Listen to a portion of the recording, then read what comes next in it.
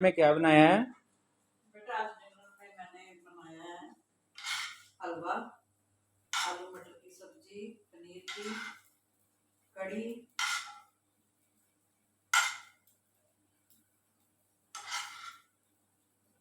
ये है हलवा। ओके। ठीक है,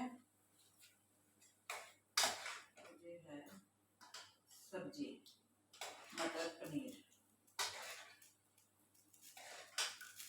ये है मटर पनीर की सब्जी, और ये है कड़ी, और ये कढ़ाई पनीर है, वाओ। और ये सैलड है, ये मैंगो और खरबूजा, और ये रहा अचार, और चपाती दे रही हूँ।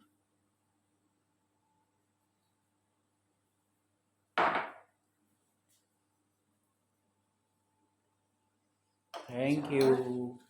ये भी चपाती, ये वो चपाती। Thank you.